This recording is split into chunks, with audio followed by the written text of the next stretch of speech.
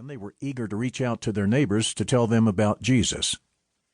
At about the same time Dave told me about his campus's success in serving their community, I attended a conference and heard a tired line from 30 years ago.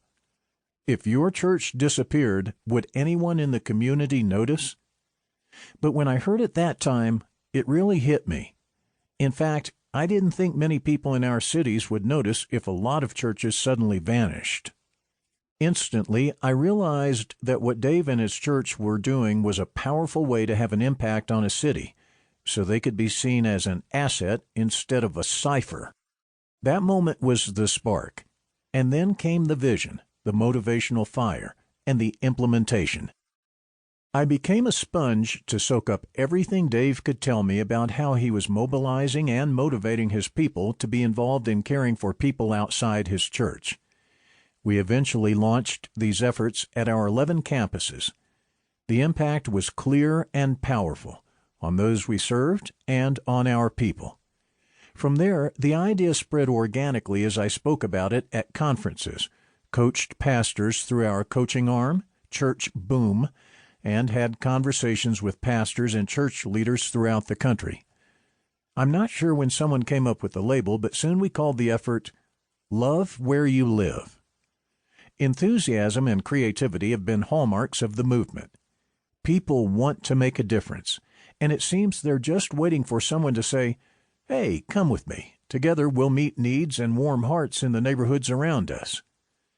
This isn't a top-down strategy. Every person has a network of connections, so every person can offer suggestions about new ways to care for people. I've noticed that people who have been touched by the heart of Jesus are eager for him to use them to serve others. They just need the opportunity.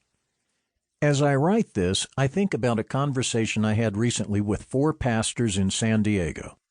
They told me their churches are struggling to find ways to connect with people in their city to serve them and communicate the love of Jesus. After they explained their frustration, I smiled and told them, "I think I've got something for you." That's a snapshot of dozens of similar conversations I've had with church leaders across the country. Love Where You Live has revolutionized how I see the impact of the church, and this movement, like all movements, has developed a life of its own. The more we've participated in this way of serving, the more it makes perfect sense. I've drawn 2 main conclusions. First, it seems very obvious. Isn't this what Jesus would do? Isn't this what Jesus did?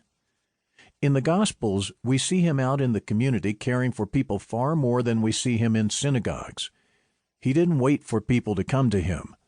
If he was with us today, wouldn't he spend a lot of time with people who aren't in church, not to chastise them, but to love them where they live? Second, church leaders are always looking for a competitive edge. What makes their churches different and attractive? Today, bands, sound systems, lighting, and videos are standard equipment in most churches. They were new once, but no more. But if pastors lead their people to serve in the community, all of them will discover their unique contribution and their unique attraction. All leaders are looking for their USP, their ultimate strategic position. In other words, what will make their organization stand out? Why would someone choose them instead of one of the many other options? I'm convinced Love Where You Live, LWYL, is an ultimate strategic position for any church. When I explained these 2 points to the pastors in San Diego, their eyes lit up.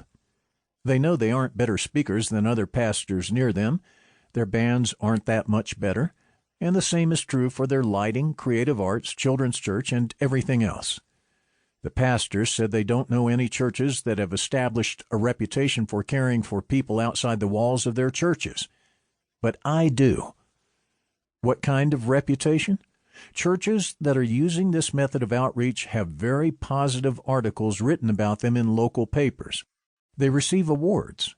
Their leaders are asked to speak at civic events, and they get kind notes from school principals, mayors, city council members, hospital administrators, and leaders of nonprofit organizations. For any particular church, that kind of reputation may be much different, much